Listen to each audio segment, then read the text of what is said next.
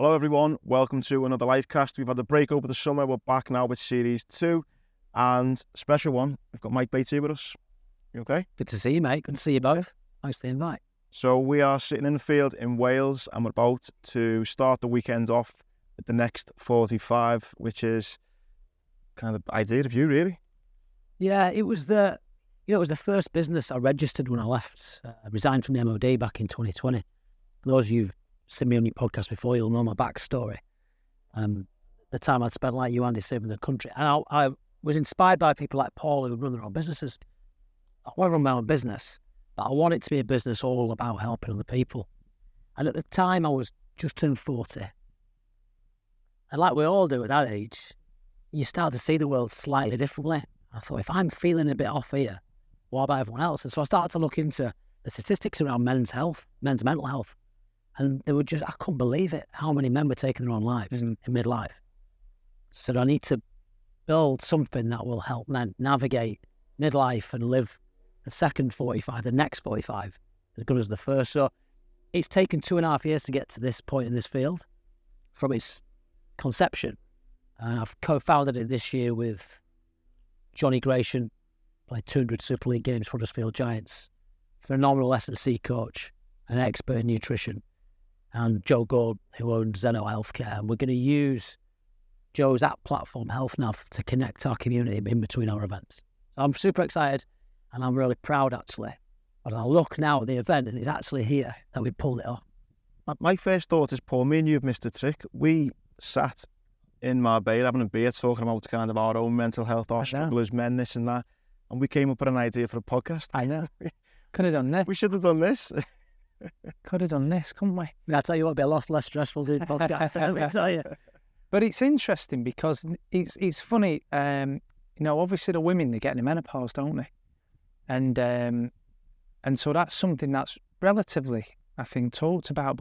But the idea of a man, and it's funny because I am 45, and when I consider sort of stages of my life, in your 20s, really, you just kind of like, there's no vulnerability. You're just built on testosterone. You play footy, stay out late, try and get girls if you haven't got, and you're fearless. And then when you get into your 30s, I thought that was where I was really anxious. I became into a really, hold on a minute, I've become vulnerable. What's this all about? I'm no longer young, or am I young, 30 odd, I don't know. Some people will have kids, some people won't. You have this whole thing about, should I be married by now? And the women will have the same. Should I be married by now? Should I have had kids by now? Should I have had, what should I have built by now? Should I be a business owner? There's all these kind of things that you put on. And I thought my 30s was really, really unstable because of that. And then in my 40s, I started to think, turning 40, I quite liked. I wanted to get out of my 30s in a weird way because I felt like they're quite turbulent from a mindfulness perspective. But now I'm 45 and I'm starting to get, truthfully, I'm starting to get some like medical condition type stuff creeping in. And it started to make me think about mortality.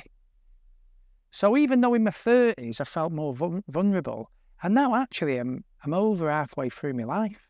Yeah.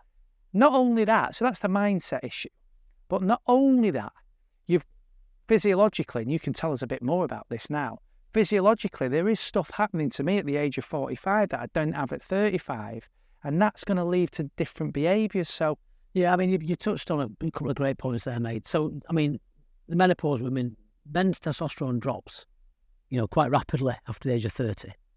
And you most of us stop feeling that fuel that we had in our 20s when we were fearless, as you say.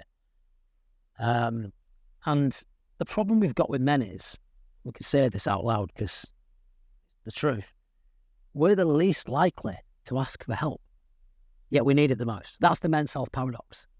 Men are really struggling. 3 out of 4 people who kill themselves are men. 1 every minute takes their own life around the world. 1 in 8 men suffer from a mental health issue. Well, yet we're only about 10% of us willing to go and say, I'm not sure I'm right. You guys are the exception. We're the exception. Most blokes are suffering in silence because we've had this societal conversation around, well, we haven't had a conversation, we've had a societal chat around men where it's, well, man up, provide, protect, be masculine. And actually, we're man down. And so what we're trying to do in Next 45 is change the conversation around men's health. Saying, well, let's reframe what success and fulfillment looks like in the second half of life. And to your point, Paul, like the best book I read on this was a book called Second Mountain by David Brooks. And our mark, our icon, the two mountains, is built off of his analogy of life, which is that we climb two mountains in life. The first, as you said, is striving, success, the mating game, status game, all that. And you're racing to the top. And you get to the summit and you look down and you think, have I got it right? Was this the right mountain or not? And then you descend into the valley, and that's the midlife crisis. So we all go through that. Well, there's a second mountain. There's a slightly larger mountain that David Brooks calls the moral existence. I think that is where fulfillment lies for guys at our age. It's like you've done with the Studio Foundation. It's giving back. It's helping others. It's sharing your insights on things like this. This is what you can replace success with, but a lot of guys don't know that. So we're here to try and give them the tools to do it. I think you've nailed it as well, but with just even the title, the Next 45, I mean, we're all, we all love football, and it's like that kind of, it dawns on me when speaking to you and learning about what the business is and what it's trying to achieve. I'm 35, but I think because my life's been so full in so many ways, I feel a little bit older than maybe I am. And a little bit what you're saying, I almost feel a bit like body a little bit, and it's that point where you're kind of halfway through your life. It's the halftime team talk, isn't it? That's what we're doing it. It's the halftime team talk. It's a chance to, the guys who are coming to this event this weekend, world first, by the way, this hasn't been done before for men like this. Not all of them need quote unquote help. Some do. Yeah. Some just need to just take a step back and just be around some guys and actually have an honest conversation for once, because they can't have it at home for whatever reason. So the analogy of the two halves, the 45, that is part of the night. I think it's brilliant, yeah. It works really well, and it's that point where I think you've nailed it. It's not as if everyone who's kind of coming here today needs help. It's like when me and Paul started having these chats just as mates. And then when I started talking about some of my fears and anxieties, and then, Paul listens as a mate, and then he starts saying some of his, and then you go, bloody hell, it's actually able. And that's how the idea of the LIFECAST started. But I love it how you've kind of just took it to almost the next level and said, well, let's just get people together and let's just all be open and honest. And what I've learned from kind of the friendship with Paul and what we've had loads of messages from the podcast has been about, we're not the only ones out here. A lot of people are feeling it, but maybe it's just not getting spoken about as much. Yeah, I do think it will change. I do think we've had conversations quite rightly about gender and race and equality and Me Too and all the movements that we've seen over the last few decades. And they needed to happen. We've not had a conversation about blokes yet. We've not had societal conversation to say, what is a man now? Because, girls are doing better in school. A lot of women are out earning the husbands, the providers. My wife earns more than me. So am I not the provider anymore? But she's better at home looking after the kids than me. So I'm actually redundant. You know what I mean? And a lot of blokes are thinking that, like, what the hell am I doing? So what they do is they use risk behaviours to compensate a mask for that. So they watch a lot of porn, or they go down the pub every Friday night and stink 8 pints and tell the mates that the bar everything's fine when it's fucking not fine. Yeah. Or they gamble, and so what we're trying to do here again is trying to give them some positive, healthy tools with the app, with the event, with the speakers we've got, the experiences, cold water, wild swimming, group workout instead of castle breath work, yoga, all this stuff, to show men that there is a different way. And even to the point where we've created a zero alcohol event. I just think about that. I remember starting my first business, which was a contact sport in lockdown when no one could go out. My wife had fallen gone mad. And when I said I wanted to start an event for men, there was going to be no booze there. She thought I'd gone properly mad. She was like, no one's going to come. Yeah. They will come. And we're going to hopefully expose them to some amazing non-alcoholic beers, botanicals, wines, spirits, and they can have a drink on a Thursday night at home without feeling shit the next day. Yeah. So what kind of stuff we're going to be doing then?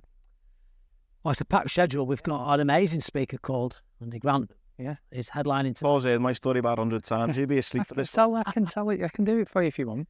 And then we've got live music from a number of different bands, DJs. We've got all our foods cooked over fire. Outdoors, this is going out after the event, so I'm not spoiling anything. We've got tomahawk steaks tonight, got legs of lamb tomorrow. We've got cooked to order breakfast over fire. Amazing lunch, make your own pizzas and gyros. We've got live cooking demonstrations with the chef. An amazing village I can see over there with top-of-the-range glamping tents, double beds inside for those who've got VIP tickets. And a whole list of experiences. Someone will take something from this event, I'm sure. It might be, even just that conversation with someone. Yeah. And a realisation that we're not alone. Yeah.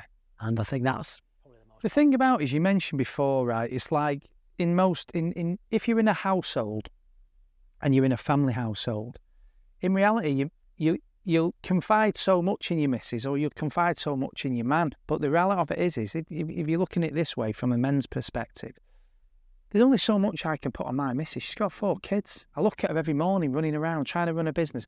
Like you say, your missus doing A, B, C, D and E. So there's only so much you think. I can offload a bit. I can't fucking offload too much. She's got enough on her own plate, do you know what I mean? So I always think there's a void. There's just that point when actually you need it the most.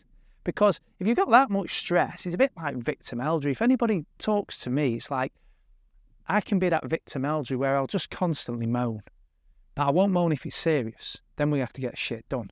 Right? So if I don't moan, if I go silent, there's something wrong. like the rains, mate. If I'm whinging and... Always dripping in the car. You know what I mean? But if I'm whinging and moaning, you can just generally feel I'm just whinging and moaning. But if there's a point where I become silent, there's something more important, more detrimental happening that actually needs a different type of approach. But I can only go so deep to my missus because ultimately, half the stuff that I've got a problem with, I can't burden her with her anyway, because if she's not a solution to it, what's she going to do? That's a really interesting point, about the feeling of burden, because as a man, societally and socially, biologically, we've evolved to protect, and provide, and to make sure everyone else was all right, often at the cost of ourselves.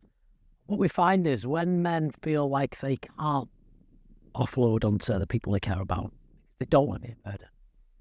That's a dangerous place, because you can go down a spiral there. That's when the suicide. That's when the suicide comes, because people commit suicide because they think they're doing everyone else a favour. Yeah, I know. I'd be better off not here.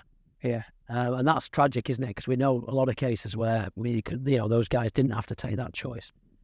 So yeah, I mean, look, I hope. Feels to me a little bit, I don't know whether this was the kind of idea, and I've never been to any of these classes or had any experiences, but when you hear about people with like alcohol addiction, they go to kind of A&A and they're there with like-minded people, and it's almost a bit like, I'm not the only one going through this. It feels a little bit like what this weekend's got the potential to be like. You've kind of, maybe blokes are going to be turning up here thinking, I don't think anyone else will be turning up and I've had the issues that I've had. And hopefully they're all going to get together and go, bloody hell, John from down south is actually pretty much the exact same fella as me. And I think that, like, if people are going to take anything from it, it could be that they're not alone. They're not alone in this kind of 40s, 50s, however old you are, that midlife crisis point.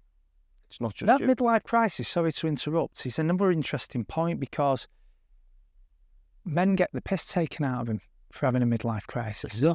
Society is... It's not something like you go, there's a midlife crisis going on here. And the reason why is because you've got all these physiological problems going on that are leading to a bit of mental health issues, that are leading to purpose issues, that are leading to medical issues. And actually, that's probably what a midlife crisis is. When actually you just go, oh, he's gone out and bought a fast car, got a midlife crisis. Oh, he's done tucked and he's fucking wearing ripped jeans still in his 45. He's having a midlife. It's all the piss take, innit? But you're trying to get... The problem is, at that point, you're still on the first mountain. So you're still trying to be like the 20-year-olds. You're still trying to be driven by success and all this kind of stuff. You've got to switch. You've got to climb off that mountain into the valley. You've got to get some resources, some tools, some good friends around you, and get on the second mountain, the moral existence. David Brooks talks about it being 4 pillars: faith, vocation, community, marriage. Not sure I'd go that far with the faith thing for me, but I certainly understand the power of community. And I certainly understand the power of a strong relationship at home. And I certainly understand the power and the purpose of having a vocation, something that I would do even though I didn't get paid for it, because it's helping other people.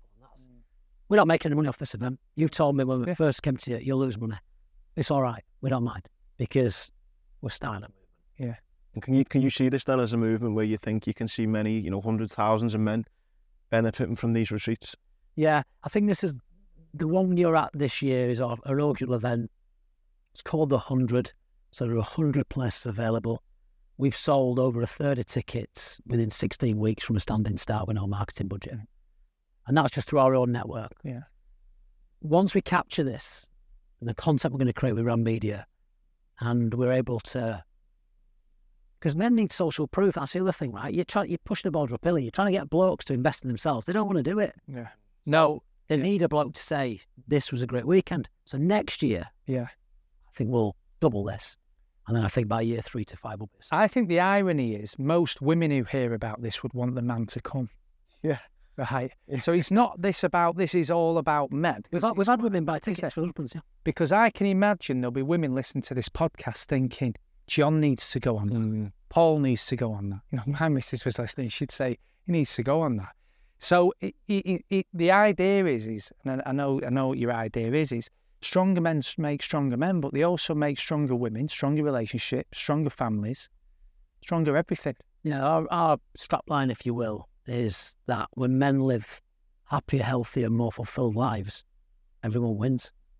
Society benefits because that ripple effect to the younger men, the teenage boys who are looking where they're going to, which path they're going to take in life, your relationships, friendships, everyone benefits. There's no downside to this. It's just going to take a bit of time. It's going to take some courage for people like us, for people look to for advice perhaps, or a bit of a guiding light, to be honest and vulnerable enough to tell everyone that we're all struggling sometimes.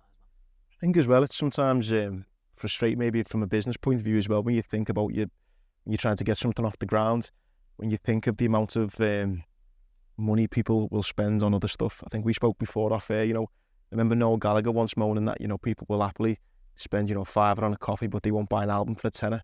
That coffee's gone in 20 minutes, but yet that album could live, with the memories and the nostalgia forever. I think, if people would actually, invest in a little bit more into themselves, could, put the foundation blocks in for something that's going to last them a lifetime, for the next 45 years of their life. Yeah. Now, we will launch our app after this event for our founder members initially, and then for people who are here, and then to everybody worldwide. And, that subscription is 45 quid a month. That's 2 pints a week. That's not a lot of money.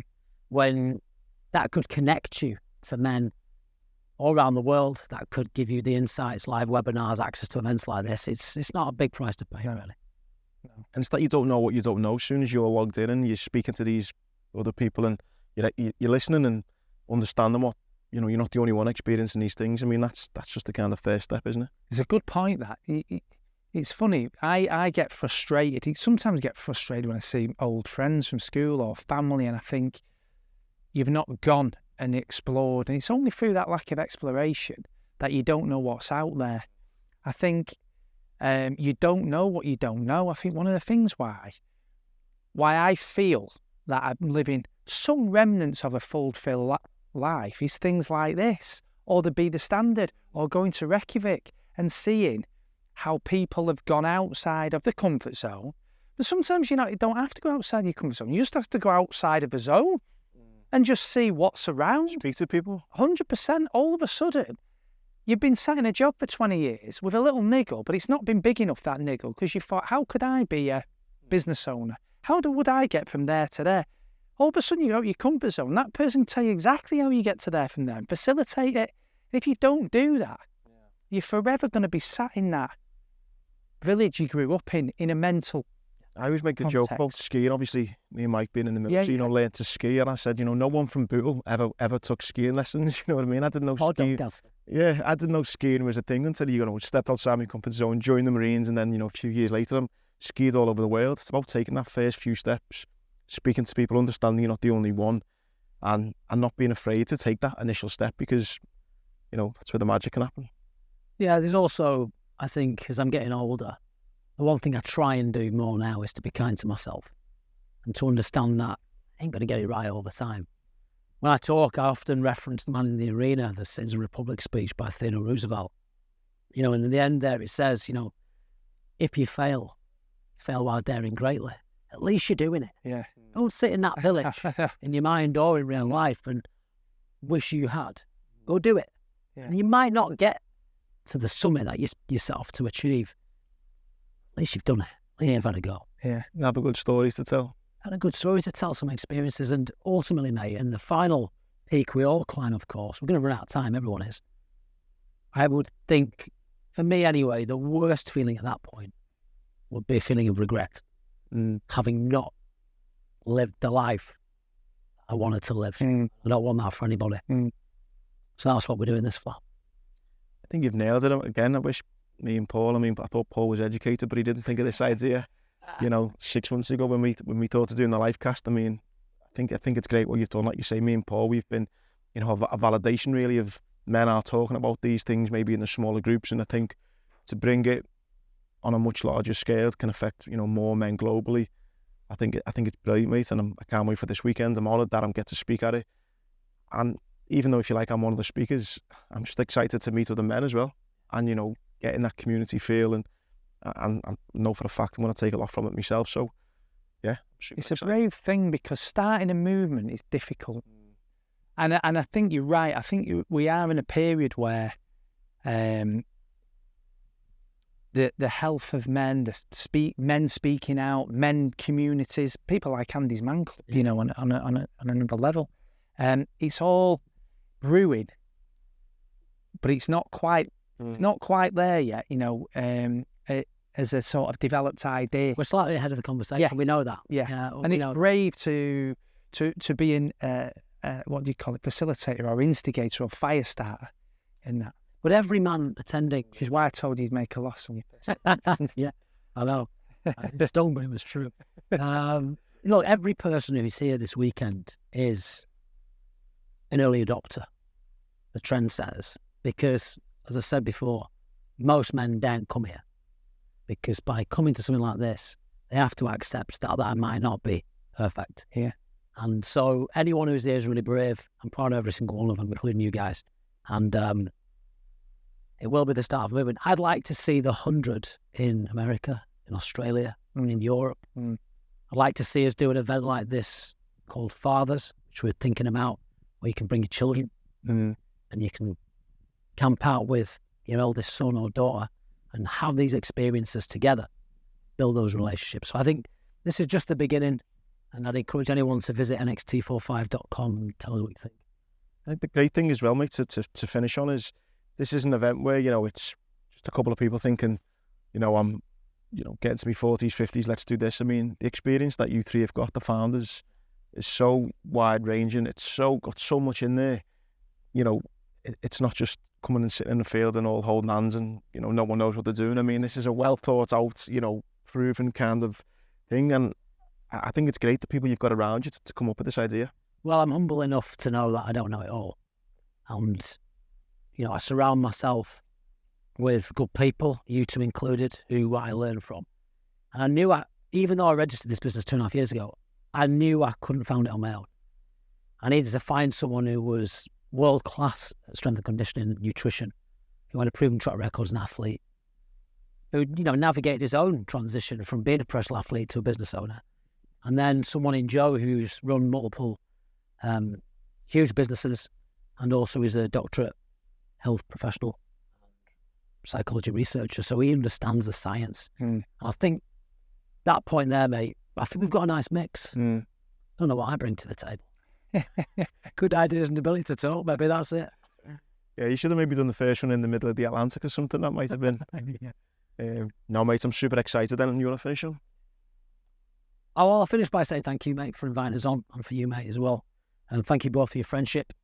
And, if you are feeling a little bit lost, or you know someone, a guy who is feeling just a little bit off, go and have a conversation with them that doesn't include 6 pints, and ask them how they're doing and be honest when they ask you back. Perfect way to end it. Hope you enjoy next week. See ya.